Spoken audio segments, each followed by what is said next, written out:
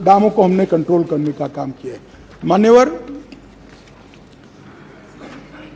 मैं हिंसा की भी आंकड़े देना चाहता हूं। मैं क्यों कह रहा हूं कि आप राजनीति कर रहे हो, मैं लॉजिक के साथ कह रहा हूं। मान्यवर, अब तक 152 लोग मारे गए, इसमें कोई छुपाने की जरूरत नहीं है। ये सोशल मीडिया के जमाने में छिप भी नहीं सकता है और हमारा स्वभाव भी छिपाने का नहीं है। मान्यवर, 152 लोग मारे गए, इसकी एनालिसिस क्या है?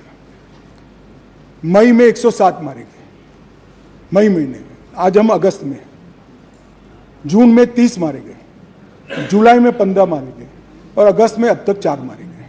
मान्यवर, मई में जो 107 मारे गए उसमें से 68 लोग 3, 4 और 5 में पहले 3 दिन में ही मारे गए।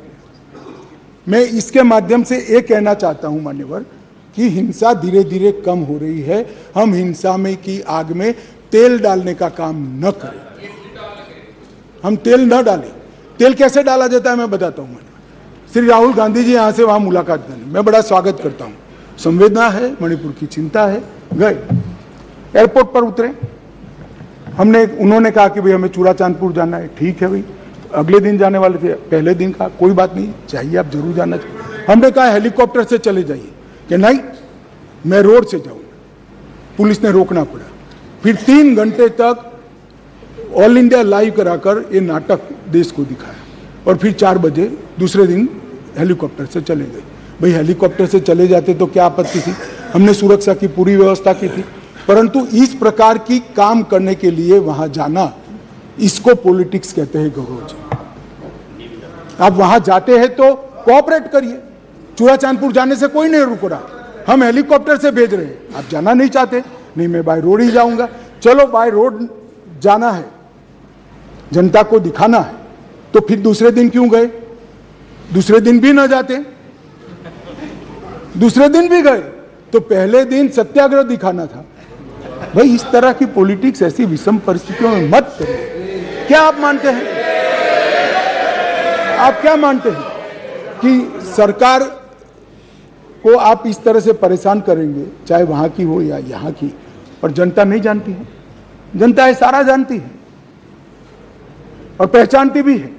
इसलिए मैं कह रहा था, अधीर रंजन जी चले गए, मैं पॉलिटिक्स नहीं कर रहे तो मैं बताता रहा पॉलिटिक्स करें। मान्यवर, हमने लगभग 14,898 लोगों को अरेस्ट किया है और हर केस की एफआईआर 1106 एफआईआर रजिस्टर कर दी गई है। अब अंत में जो शर्मनाक वीडियो आया, मैं इसके बारे में भी कहना चाहता हूं। मान्यवर, ये वीडियो 4 मई के दिन की दुर्भाग्यपूर्ण घटना है। दुनिया में किसी भी जगह पर, किसी भी स्थान पर, किसी महिला के साथ, किसी युवा महिला के साथ इस तरह की घटना समाज के नाम पर धब्बा है। मान्यवर, इसका कोई समर्थन नहीं कर सकता, ना ये सदन कर सकता है, ना कोई पॉलिटिकल पार्टी ना कर सकती है, यहाँ की ना वहाँ की। मेरे मन में एक छोटा सा सवाल, मेरे मन में तो नहीं आया, कुछ मीडिया के मित्र जो ऊपर बैठे हैं उन्होंने डाल दिया। उन्होंने मुझे पूछा कि अमित भाई ये 4 मई का वीडियो संसद सत्र के 1 दिन पहले ही क्यों आया? अगर किसी के पास वीडियो था तो वीडियो डीजीपी को देना चाहिए या नहीं देना चाहिए? मानिए किसी के पास वीडियो था तो पुलिस तंत्र को देना चाहिए या नहीं देना चाहिए? उसको सार्वजनिक करना चाहिए क्या? वो महिला के सम्मान की तो सोचो ना जी। इंटेलिजेंस का सवाल नहीं था भाई, वहां उस वक्त इतने हुड़दंग में। एक मिनट, इंटेलिजेंस के पास नहीं आया, मगर आपको देना चाहिए था या नहीं देना चाहिए था? आपको देना चाहिए था या नहीं देना चाहिए?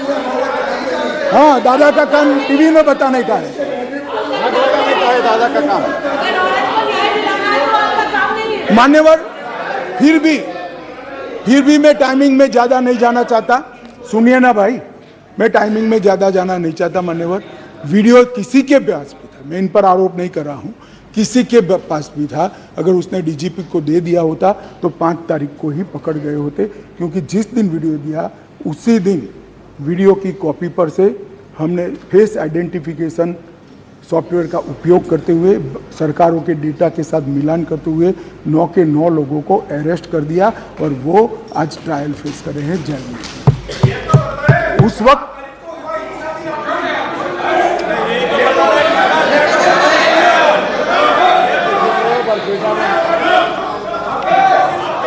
मान्यवर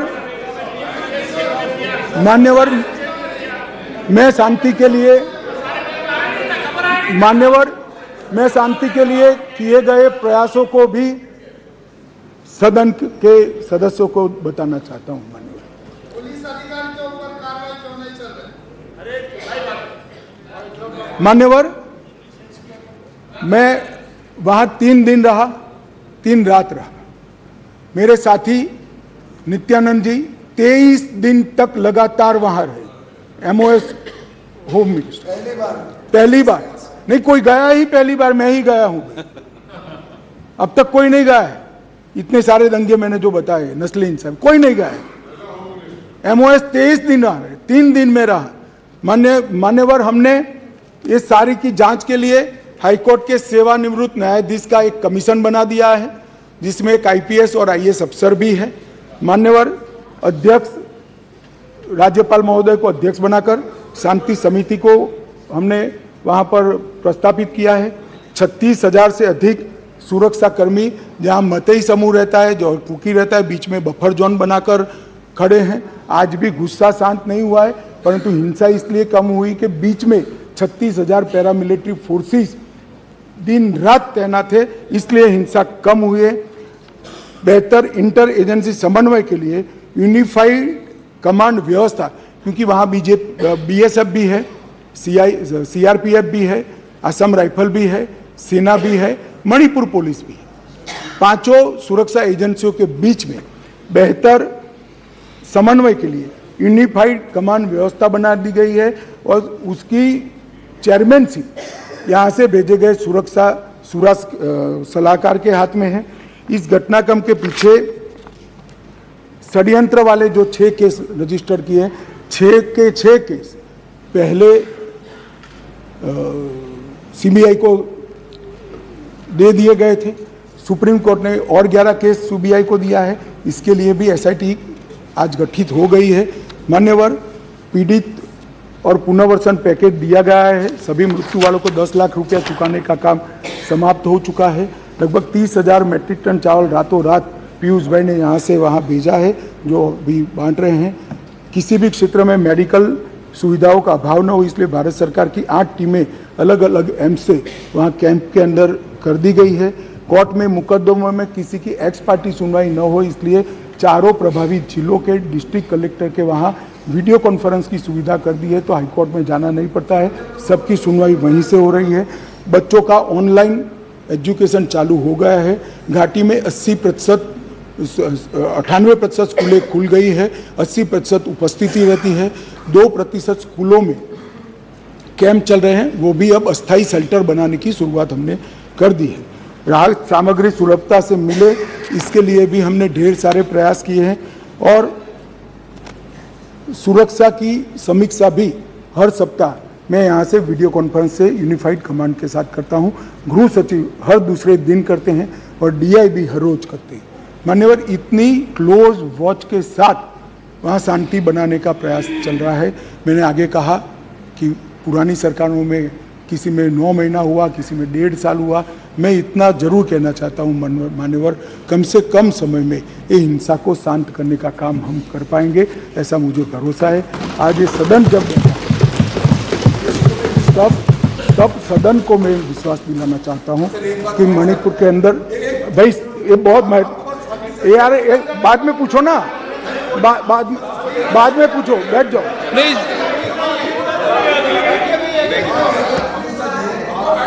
मान्यवर, आपने कह रहे थे कि 40 किलोमीटर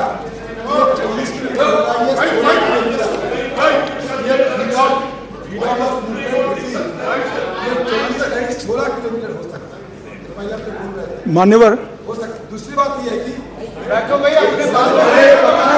सब ऐसे नहीं होती चर्चा।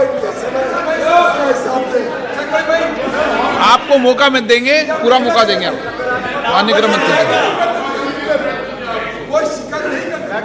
मान्यवर, सीमा की सुरक्षा को सुनिश्चित करने के लिए बाड़ बनाने का काम शुरू हो चुका है। बाकी बाड़ का सर्वे हमने और गति से चालू किया है। बायोमेट्रिक्स लेने की गति भी हमने बढ़ा दी है। और मैं इस सदन के माध्यम से मणिपुर के दोनों समुदायों से करबद्ध निवेदन करना चाहता हूं, हिंसा किसी भी समस्या का समाधान नहीं है। वार्ता करिए। अभी हम मतई समुदाय के साथ भी वार्ता कर रहे हैं, मैं स्वयं कर रहा हूं। कुकी समुदाय के साथ भी वार्ता कर रहे हैं, आज भी की थी, मैं स्वयं कर रहा हूं। मेरा अनुरोध है कि साथ में बैठकर, भारत सरकार के साथ बैठकर इस समस्या का समाधान निकाल दीजिए। अफवाहों से ज़्यादा अविश्वास का वातावरण हुआ है। भारत सरकार की जरा भी मंशा नहीं है कि वहाँ की डेमोग्राफी को चेंज कर दिया जाए। घुसपैठ को भी हम रोकेंगे। हमने राजद्वारी तरीके से म्यांमार के साथ भी बात की है और हर प्रयास हम करना चाहते हैं जो हम कर पाते हैं। मान्यवर, मैं इतना ही कहना चाहता हूं कि इस विषय पर राजनीति नहीं करनी चाहिए। ये विषय ऐसा है जिसमें किसी की जान गई है, किसी का सम्मान गया है, किसी के साथ दुर्व्यवहार हुआ है। वो व्यक्ति हमसे कितना भी दूर रहता हो, मगर भारत का है और इसके प्रति हम सब के मन में, पूरे सदन के मन में संवेदना होनी चाहिए। मैं मानता हूं कि इस शांति की अपील में मेरी बात रखने के बाद सदन के दोनों ओर के सदस्य शांति की अपील में जुड़ेंगे। मैं बाकी सबका तो भरोसा नहीं दे सकता, मगर एनडीए के सारे सदस्य तो जुड़ेंगे, इसका मुझे भरोसा है। मान्यवर, अब मैं थोड़ा इन लोगों ने जो पॉलिटिकल बात करी है इसका भी जवाब देना चाहता हूँ। जो अब तक चर्चा हुई इसमें पॉलिटिकल जो बातें हुई, गौरव गोगोई जी ने मणिपुर के नस्लीय हिंसा, इसके ढेर सारे बात की, आंकड़े बताए। मैं आपके माध्यम से श्री गौरव गोगोई को कहना चाहता हूं और रिकॉर्ड के आधार पर कहना चाहता हूं, सबसे ज़्यादा धार्मिक और नस्लीय दंगे किसी के शासन में हुए हैं तो श्री जवाहरलाल नेहरू, इंदिरा गांधी और राजीव गांधी के समय में हुए। अब मैं बताना चाहता हूं, अब मैं असम में